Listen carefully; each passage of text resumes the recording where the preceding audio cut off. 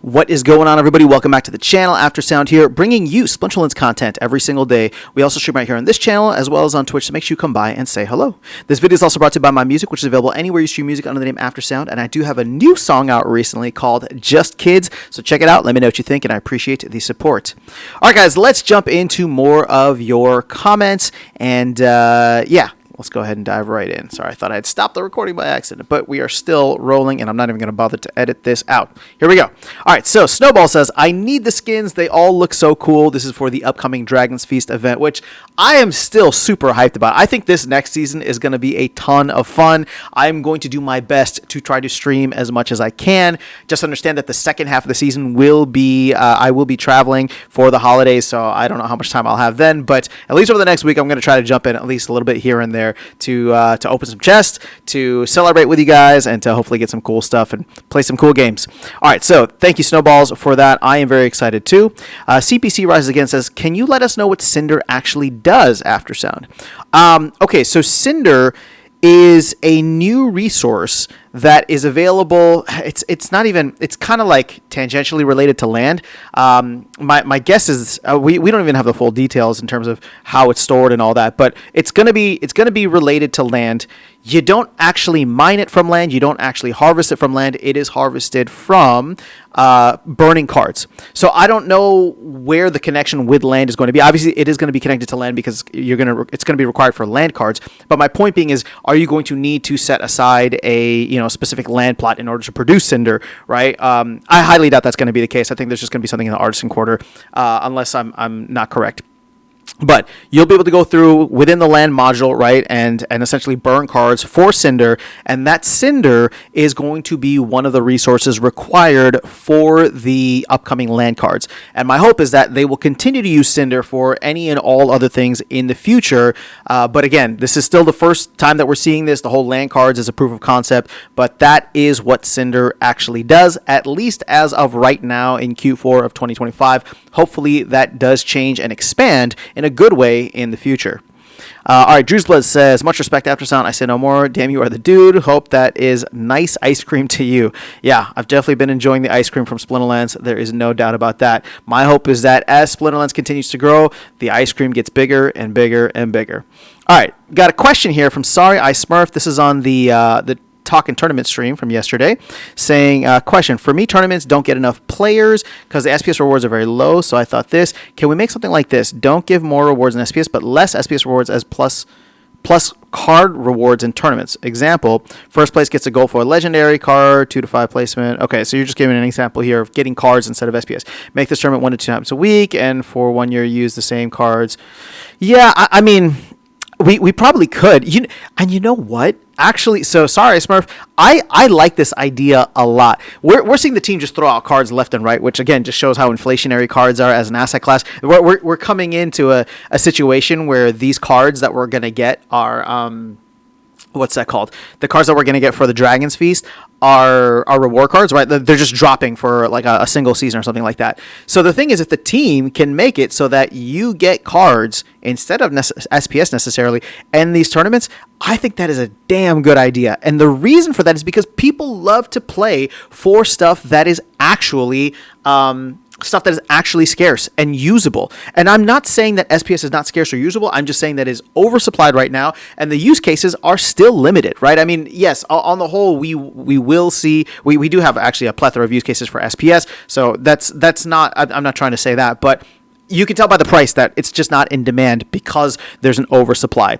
And I'm not saying that we need to continue to give utility there, but this is actually a really good idea. I'm going to sit on this a little bit more. I might take your idea and run with it, make a video in a couple of days once I get some time to think about it. But I think if they created tournaments and did just kind of like extra or promo or reward cards or something through that, you would get A, way more participation in tournaments, and B, less SPS inflation. Now that does create an incentive for the team. Well, it does create extra work, I should say, for the team to make extra cards for the tournaments, and they would have to go through and probably do some kind of They probably have to go through and do some kind of back-end coding work. But still, I actually really like this idea, because we see that people respond not to more SPS rewards, but to getting cards, to getting cool stuff to fill out their collection.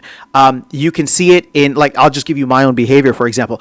I don't even participate in guild brawls anymore, and my guild is at a decent tier. I would be getting a decent amount of SPS. I don't know, maybe it's decent or not, but like, it's just not worth my time.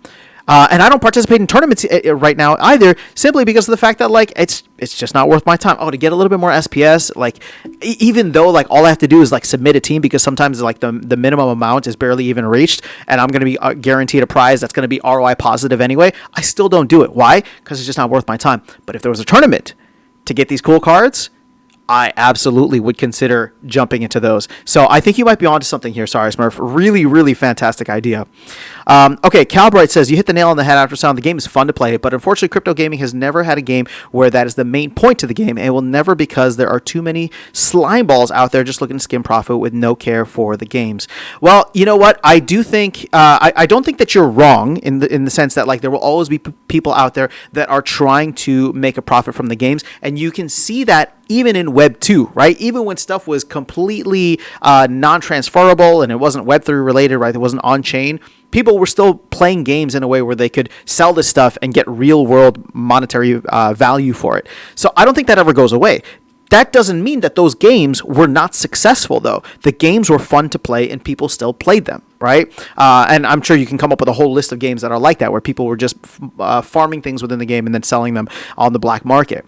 So if it's possible in Web 2, I would make the argument that it's possible to succeed in Web 3, but the game has got to be that damn good. And right now we have a fun game. It's complex and it's expensive to join, but I think the team is doing a great job of expanding the depth of the game as well as the breadth of, like, everything that's going on in the Splinterlands ecosystem, so that people can come in and play, or I shouldn't even say play, but just participate at all different levels. Man, you guys got some great comments today. I'm feeling really good about these. All right, so Todd says, can you buy Aura? If not, only current landowners can craft epic and legendary cards. You currently cannot buy Aura. I don't think it's going to be tradable as a resource at any point in the future, at least not for the foreseeable future. And so, yes, that is one of the benefits for landowners, is they are getting first access to the epic and legendary cards. And if they want them, they craft and keep them. If they don't want them, they craft and sell them on the marketplace, therefore getting some use case out of that Aura. So I don't think it's necessarily a bad thing, but I can understand, but you're not incorrect in your assessment. I mean, that's exactly what it is.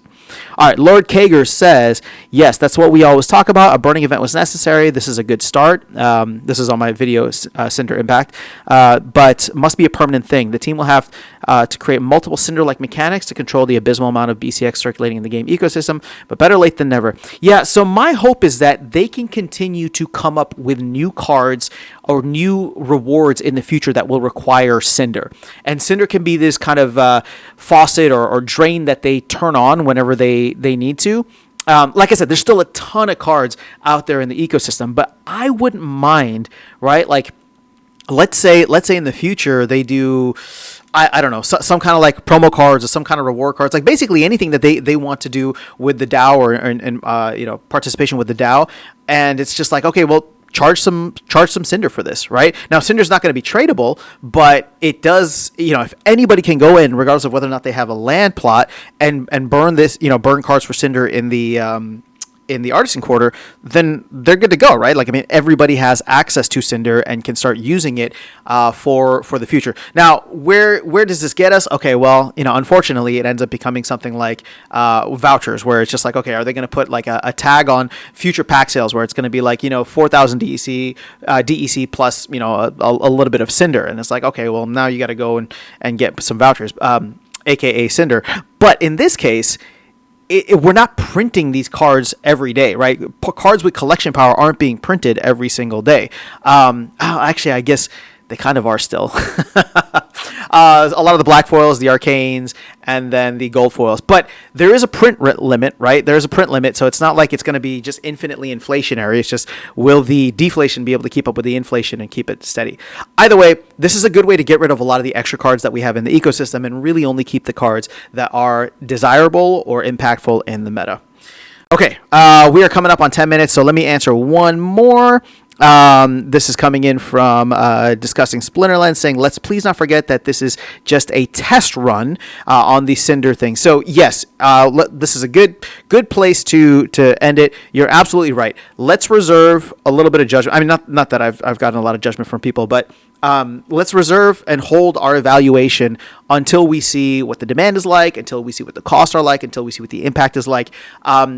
I think that these are going to be fun for landowners. Again, I am excited about trying to get some of them, right? Or if not get some of them, then at least see land resource values go up because of the scarcity due to them.